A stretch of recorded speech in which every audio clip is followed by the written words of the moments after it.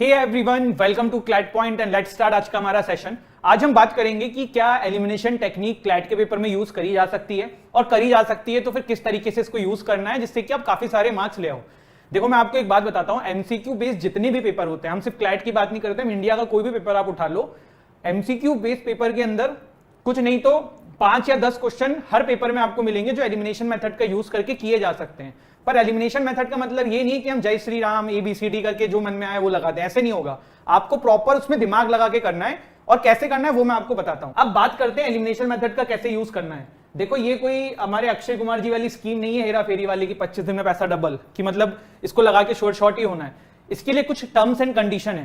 पहली terms and condition आप लोगों के लिए है, वो ये है, आप एलिमिनेशन मेथड का यूज उन्हीं क्वेश्चंस में करिएगा जिसमें आप 50% ऑप्शंस को एलिमिनेट कर दें। मतलब 4 ऑप्शन है, उसमें से 2 ऑप्शन को आप एलिमिनेट कर पाए, तब आप एलिमिनेशन मेथड का यूज करके आंसर लगाइएगा। अब आप कहोगे कि सर क्या गारंटी है कि सही हो जाएगा। मैं कहता हूं चलो ठीक है, 8 क्वेश्चन ऐसे हैं जिसमें एलिमिनेशन मेथड का यूज करके आपको आंसर मिल जा रहा था, बट आपने उसको अटेम्प्ट नहीं किया, ठीक है, 8 छोड़ दिए, तो यहां तो आपको 0 नंबर मिले।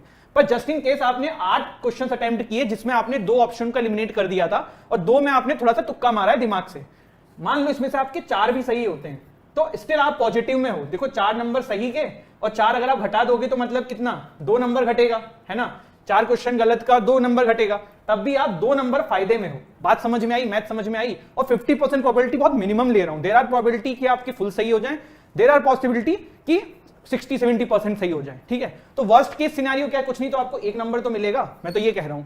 तो एलिमिनेशन मेथड का आप यूज करिए, लेकिन उन्हीं क्वेश्चंस में करिए जहां पे लॉजिकली आप प्रॉपर तरीके से 2 ऑप्शन एलिमिनेट करने में सक्सेसफुल हो पाए। अब आप कहोगे सर आप तो बस बोल जा रहे हो, करे कैसे, ऐसे क्वेश्चंस नहीं आते जहां पे यूज हो सके। तो देखो, मैंने कुछ क्वेश्चंस उठाए मॉक्स के, आप इनको देखेंगे तो यू विल रियलाइज कि हाँ यार, सर तो सही कह रहे थे। जैसे देखो, एक क्वेश्चन है, आप लोग भी पढ़िए। If a particular area is brought under the 5th schedule of the constitution of India, which one of the following statement best reflects the consequence of it। ठीक है, अब यहां पे आप जब ऑप्शंस पढ़ोगे ना, आप आंसर नहीं लगा पाओगे, क्योंकि इतना डिटेल में 5th शेड्यूल हमने नहीं पढ़ा है। ऑल्दो भी मणिपुर और बहुत सारी जगहों की वजह से 5th schedule was in news, but अगर आपको नहीं भी पता है तो क्या करना है, एक ट्रिक है, आपको पता है ना, टीयर्स ऑफ ओल्ड PM। मतलब ये तो अगर आपने पॉलिटी पढ़ी होगी तो आपको याद करने को भूला जाता है कि 12 शेड्यूल कौन से हैं, ये आपको पता होना चाहिए। जिनको ये ट्रिक नहीं पता है, मैं यही बता देता हूं। टीयर्स ऑफ ओल्ड PM ऐसे लिख दो। टीयर से बनता है टेरिटरीज एंड स्टेट्स, पहला शेड्यूल, दूसरे से आपका इन्वॉल्वमेंट्स, तीसरे से अफर्मेशन एंड ओथ, चौथे से राज्यसभा सीट एलोकेशन, 5वां जो S है टीयर्स, उसका शेड्यूल एरियाज जो हैं, फिर अदर ट्राइबल एरियाज, ये O से, फिर F से बनता है फेडरल लिस्ट, फिर ओल्ड का जो है official language, land reforms, defection and then PM, panchayat and municipalities. ये ट्रिक है जिससे आप 12 शेड्यूल्स जो हैं हमारे वो याद कर सकते हैं। तो मतलब अगर आपको 5th शेड्यूल डायरेक्ट भी पता है, वरना ट्रिक से भी याद आया, तो 5th शेड्यूल है ट्राइबल एरिया से, यही है ना। तो आप ऐसे ऑप्शन एलिमिनेट कर सकते हो। This would convert that area into union territory. भाई इसका क्या लेना देना, ट्राइबल कम्युनिटी से रिलेटेड है। State having such areas would be declared special category state, क्या लेना देना, क्योंकि आपको पता है 5th शेड्यूल जो है वो ट्राइबल एरिया से। तो अब आप दोनों में देखोगे तो सबसे ज्यादा पॉसिबिलिटी किसके लग रहे हैं, B के और A के। This would prevent the transfer of land of tribal people. यहां पे आपने देखा क्या, tribal people and to non tribal people, मतलब 5th शेड्यूल ट्राइबल, तो यहां पे आप मार सकते हो, है ना। एक क्वेश्चन ऐसे बना। और देखते हैं, which of the following activities constitute real sector in economy. Real sector का मतलब क्या होता है। देखो, मैं मानता हूं कि आप लोगों को सबको real sector in economy term समझ में नहीं आएगी। अगर आप द हिंदू एडिटोरियल बेसिकली हमेशा पढ़ते हो तो आपको ये क्वेश्चन समझ में आ जाएगा, बट अगर नहीं भी आ रहा है तो रियल सेक्टर का मतलब ऐसा होता है जो गवर्नमेंट को टैक्स कलेक्ट करने में सबसे ज्यादा मदद करता है। रियल सेक्टर मतलब जहां से कमाई हो रही है सरकार की। तो सबसे पहले देखो, नीचे से पढ़ते हैं, चलो ऊपर से पढ़ लेते हैं। फार्मर्स हार्वेस्टिंग देयर क्रॉप्स, क्या एग्रीकल्चर से गवर्नमेंट को टैक्स होता है, बिल्कुल गवर्नमेंट कमाई करती है। Textile mills converting raw cotton into fabrics, बिल्कुल यहां से भी कमाई होगी, बेचेंगे। आप जब 3rd एंड 4th ऑप्शन पढ़ेंगे ना, यू विल रियलाइज कि यार ये दोनों ऑप्शन गलत है, मतलब इससे कोई कमाई नहीं हो रही है सरकार की। तो ये पहला और दूसरा।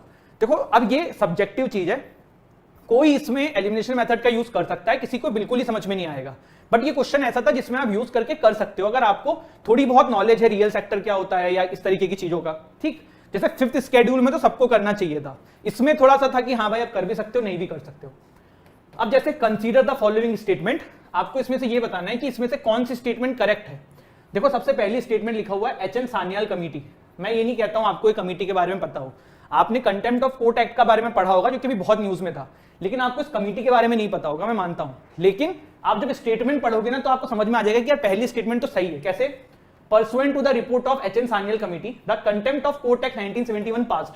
तो ये बिल्कुल सही चीज है ना यार, Contempt of Court Act 1971 was passed, ये तो बिल्कुल क्लियर बात है, क्योंकि आपको पता है कि Contempt of Court Act 1971 में आया था। ठीक है, आपको करेक्ट देखनी है।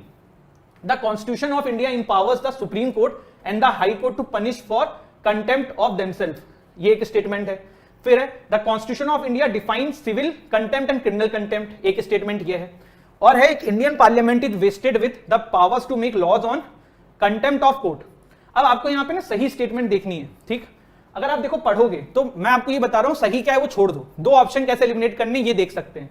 सबसे पहले अगर आपने कंटेम्प्ट ऑफ कोर्ट के बारे में पढ़ा होगा तो आपको पता होगा कि कंटेम्प्ट ऑफ कोर्ट एक्ट के तहत there is a civil contempt and criminal contempt. Constitution में कहीं इसके बारे में चर्चा नहीं है, तो एक स्टेटमेंट तो हमने यहीं से एलिमिनेट कर दी, भाई ये तो हो ही नहीं सकता कॉन्स्टिट्यूशन ऑफ इंडिया वाला।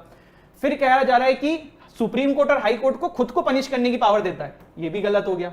अब आपके सामने बचा पहला और चौथा, अब इसमें से करेक्ट एक ही है। अब आप पहले चौथा ऑप्शन पढ़ो, parliament is vested with the powers to make laws on contempt of court. अब इसमें देखो आप ऐसे समझ जाओगे, जैसे यहां पे तो देखो ना पहला और चौथा दोनों सही है, लेकिन मान लो ये ऑप्शन भी कुछ और होता, अब आपको ये समझना होता, इस पे लगाना होता, कैसे लगाते। फोर्थ में देखो आप जब पढ़ोगे ना, अगर थोड़ा सा भी कॉमन सेंस का यूज करोगे, हम बोल ही क्या रहे हैं, contempt of court act. Act कहां से आता है? जब पार्लियामेंट पास करती है तभी तो एक्ट आता है। तो दैट मींस कि हमारे देश की पार्लियामेंट ने कभी कंटेम्प्ट ऑफ कोर्ट एक्ट लाया था, इसका मतलब हमारे देश की पार्लियामेंट के पास पावर है कंटेम्प्ट के ऊपर कानून बनाने का। तो ये स्टेटमेंट सही है, ऑल्दो इस केस में ये भी सही है, आंसर होता 1 और 4। मतलब मैं कह रहा हूं यहां पे एक और ट्रिकी ऑप्शन होता, तो भी आप ये समझ सकते हो दोनों की कैसे सही है। तो this is how you are going to use elimination technique. अब आप बोलोगे सर आप तो सारे करंट अफेयर्स में बता रहे हो, और सब्जेक्ट में भी बताओ ना। तो जैसे चलो मैं आपको एक आरसी का ऑप्शन बताता हूं, ठीक है, रीडिंग कॉम्प्रहेंशन का। Please allow me to maintain my self image as capricious, arbitrary and unfair. इसमें आपसे पूछा है कि कैप्रिशियस का मीनिंग क्या है। अब देखो इसमें एलिमिनेशन टेक्निक का कैसे यूज कर सकते हो। मान लो बड़ा सा पैसेज था, उसमें ये पूछ लिया आपसे, आप स्टेटमेंट पढ़ो, क्या लिखा हुआ है, please allow me to maintain my self image as capricious. चलो आपको इसका मीनिंग नहीं पता है, आर्बिट्रेरी का मीनिंग पता होना चाहिए, बहुत ही सिंपल है। एंड अनफेयर, मतलब आर्बिट्रेरी एंड अनफेयर वर्ड से हमको समझ में आ रहा है कि अगला इंसान अपने बारे में नेगेटिव बात कर रहा है। जैसे मैं क्या, अगर मैं अपने बारे में कुछ अच्छा बोलूंगा तो क्या बोलूंगा, भाई मैं बहुत बोल्ड हूं, मैं बहुत ही अच्छा हूं, मैं बहुत अच्छा बोलता हूं। एक स्टेटमेंट में मैं एक ही टाइप की चीज बोलूंगा ना। यहां पे आपको चीज समझ में आ गई कि नेगेटिव स्टेटमेंट है, आदमी अपने बारे में बुराई कर रहा है। अब ऑप्शन पढ़ते हैं, हेल्पफुल टू अदर्स, यार ये कैसे हो सकता है, नेगेटिव बात कर रहा है वो अपने बारे में। बोल्ड एंड ब्यूटीफुल, ये कैसे हो सकता है। हार्ड वर्किंग, ये कैसे हो सकता है, ये तो नेगेटिव बात कर रहा है अपने बारे में। तो नेगेटिव बात क्या हुई, सडन चेंज इन बिहेवियर, मतलब मूड स्विंग्स कभी भी हो जाते हैं। तो कहने का मतलब यह है कि मैं एक ऐसा इंसान हूं जो मैं, लोग मुझे कहते हैं कि मैं कैप्रिशियस हूं, आर्बिट्रेरी हूं, अनफेयर हूं, मतलब मैं एक नेगेटिव आदमी हूं, है ना। कोई पॉजिटिव बोलेगा तभी तो आप पॉजिटिव लगाओगे। तो इस तरीके से आप 3 ऑप्शन एलिमिनेट करके लगा दोगे। अब आप कहोगे कि सर ऐसे ऑप्शन हमेशा नहीं मिलते, तो मैं ये कहां कह रहा हूं कि 120 में से 120 नंबर में आपको ऐसे मिलेंगे, पर 1-2 क्वेश्चन में मिल सकते हैं, पूरी प्रोबेबिलिटी, आप मॉक में भी देखोगे मिलेगा। तो वहां पे आपको उसका यूज करना है, डरना नहीं है। मैंने क्या बोला, 8 में से कुछ गंवाने को नहीं है, कुछ पाने को ही है। अगर 2 ऑप्शन आप सक्सेसफुली एलिमिनेट कर पाओ, नहीं कर पाओ तो दिक्कत है। जैसे यहां क्या दिमाग लगाया मैंने सिंपल दिमाग लगाया कि भैया नेगेटिव स्टेटमेंट है, नेगेटिव ही मीनिंग होगी, तो वहां पे वो मैंने कर दिया। एक और ऑप्शन, एक और देख लेते हैं कि कंटेम्प्ट ऑफ कोर्ट बोल रहा हूं, हमारे एलिमिनेशन टेक्निक का use. Exclusive power of Lok Sabha पे क्वेश्चन है, ठीक है, मतलब सिर्फ लोकसभा के पास ये पावर है, ऐसी पावर सिर्फ लोकसभा के पास है।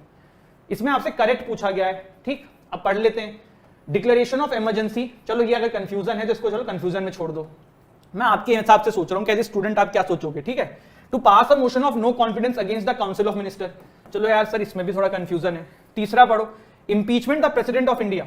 भाई ये तो पार्लियामेंट के पास होती है ना, सिर्फ लोकसभा के पास कैसे होती है, तो ये तो बिल्कुल गलत है।